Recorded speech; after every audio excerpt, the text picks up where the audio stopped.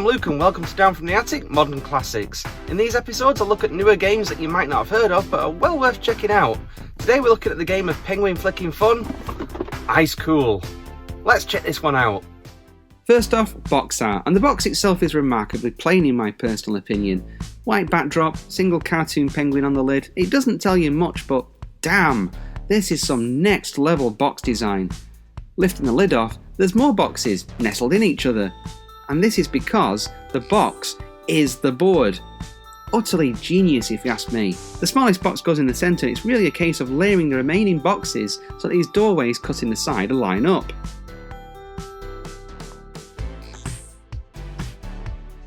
To hold everything in place, you use these white fish pieces. Pretty clever. When it comes to packing up the game, the boxes are numbered so you know which box goes in which. Someone's really thought this through.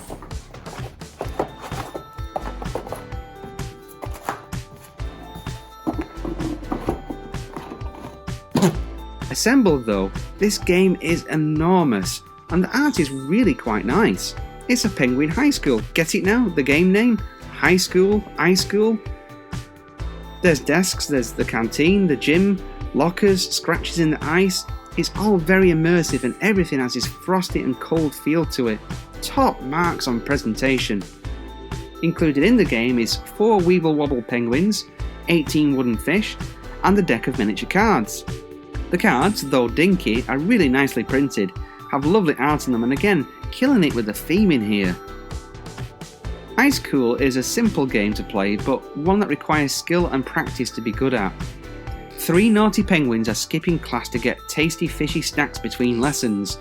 They'll need to grab 3 pieces of fish to win, but trying to stop them is the hall monitor.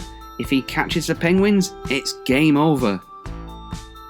Playing the game, one person will assume the role of the hall monitor and the other players as the penguins playing hooky. The game is played over rounds so everyone will get a turn playing as the hall monitor. The penguins start here in the classroom, whereas the hall monitor starts here in the canteen. The penguins need to pass through the doorways with the fish above them in order to claim that fish. The hall monitor needs to bash into the truant penguins, but how do you move the penguins? Players who grew up playing Subbuteo or Pro Action Football should feel right at home here. You move the penguins by flicking them. The penguins are solid plastic but have a metal weight at the bottom so they wobble and always self-right.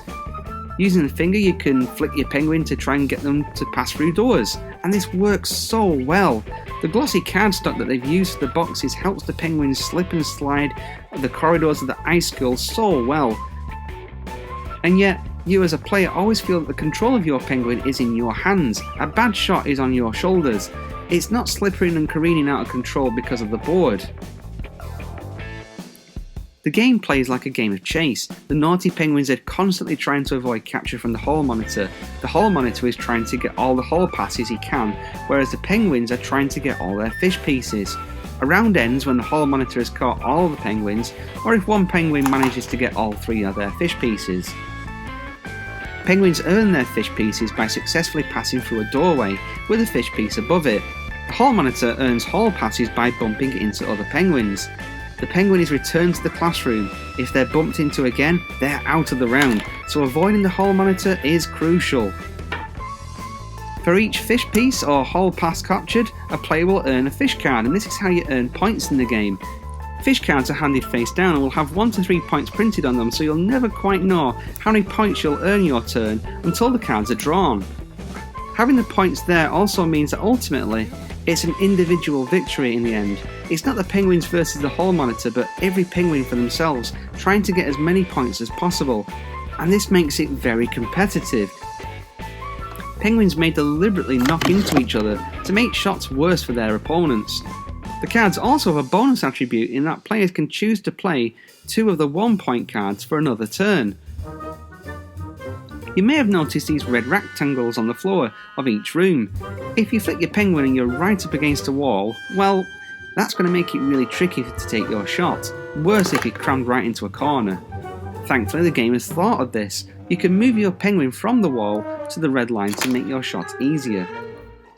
There's a few trick shots that the manual shows, and perfecting these really ups the game. The basic move is just flicking and directing the penguin in a straight line. Pretty simple. You can, however, get these penguins to curve around corners. The weighted bottom to these penguins and their shape cause them to waddle around the corner with a deft flick of the side of the penguin you wish to turn it.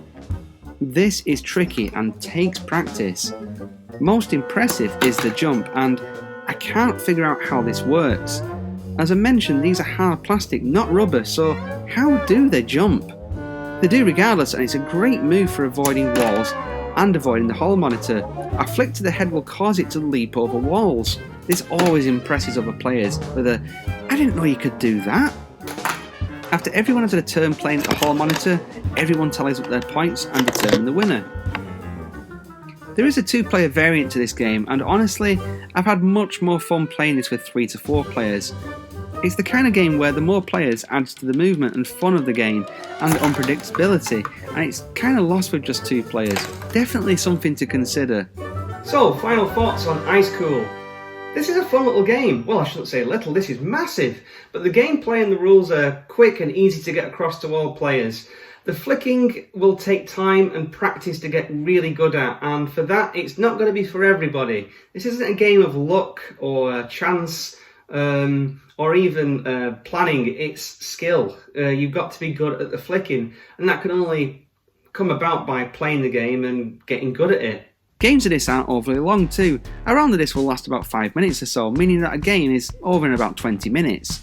And with a larger group of friends, this is perfect. It's the kind of game where people will want to have a go just by its presentation and mechanics. It practically begs the passerby to give one of those penguins a little flick. Ice Cool has a sequel too, Ice Cool 2, and the 2 games are combinable into a mega board. And I seriously doubt that it would fit in this room, let alone on this table, but for those gamers wanting to have 5 to 8 player games of this, here's your answer. Ice Cool is a fun dexterity game. It's certainly not for everyone, but for those who enjoy games of skill, you'll undoubtedly have fun here.